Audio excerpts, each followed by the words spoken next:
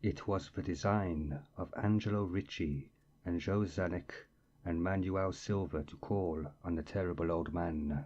This old man dwells all alone in a very ancient house on Water Street near the sea, and is reputed to be both exceedingly rich and exceedingly feeble, which forms a situation very attractive to men of the profession of Messrs. Ricci, Zanuck and Silva, for that profession was nothing less dignified than robbery. The inhabitants of Kingsport say and think many things about the terrible old man, which generally keep him safe from the attention of gentlemen like Mr. Ricci and his colleagues, despite the almost certain fact that he hides a fortune of indefinite magnitude somewhere about his musty and venerable abode. He is, in truth, a very strange person, believed to have been a captain of East India clipper ships in his day, so old that no one can remember when he was young, and so taciturn that few know his real name.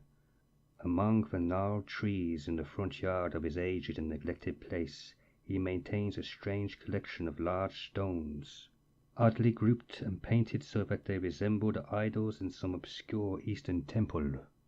This collection frightens away most of the small boys who love to taunt the terrible old man about his long white hair and beard, or to break the small paned windows of his dwelling with wicked missiles. But there are other things which frighten the older and more curious folk who sometimes steal up to the house to peer in through the dusty panes.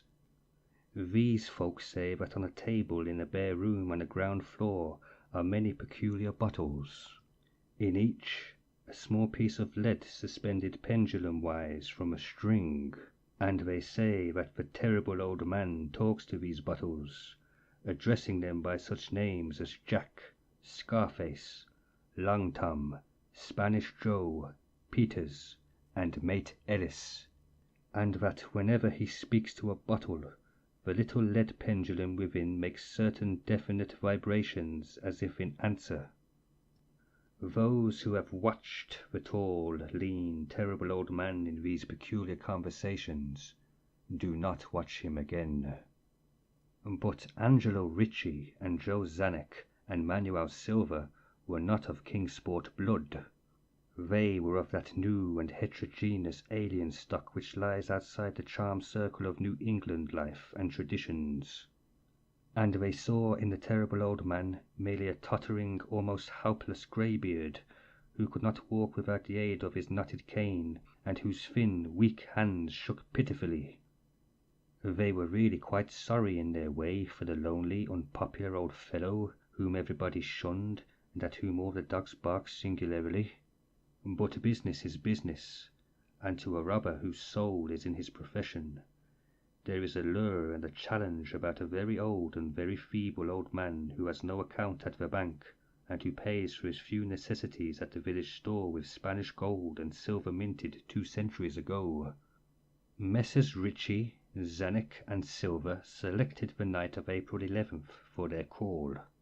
Mr. Ricci and Mr. Silva were to interview the poor old gentleman, whilst Mr. Zanuck waited for them and their presumable metallic burden with a covered motor car in Ship Street, by the gate in the tall rear wall of their host's grounds. Desire to avoid needless explanations in case of unexpected police intrusions prompted these plans for a quiet and unostentatious departure. As prearranged, the 3 adventurers started out separately in order to prevent any evil-minded suspicions afterward. Messrs. Ricci and Silva met in Water Street by the old man's front gate, and although they did not like the way the moon shone down upon the painted stones through the budding branches of the gnarled trees, they had more important things to think about than mere idle superstition.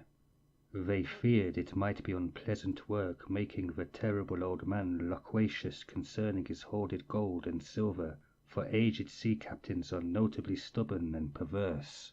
Still, he was very old and feeble, and there were 2 visitors. Messrs. Ricci and Silva were experienced in the art of making unwilling persons voluble, and the screams of a weak and exceptionally venerable man can be easily muffled. So they moved up to the one lighted window, and heard the terrible old man talking childishly to his bottles with pendulums. Then they donned masks and knocked politely at the weather-stained oaken door. Waiting seemed very long to Mr. Zanuck as he fidgeted restlessly in the covered motor car by the terrible old man's back gate in Ship Street. He was more than ordinarily tender-hearted, and he did not like the hideous screams he had heard in the ancient house just after the hour appointed for the deed. Had he not told his colleagues to be as gentle as possible with the pathetic old sea captain? Very nervously he watched that narrow oaken gate in the high and ivy-clad stone wall. Frequently he consulted his watch, and wondered at the delay. Had the old man died before revealing where his treasure was hidden, and had a thorough search become necessary? Mr. Zanuck did not like to wait so long in the dark in such a place.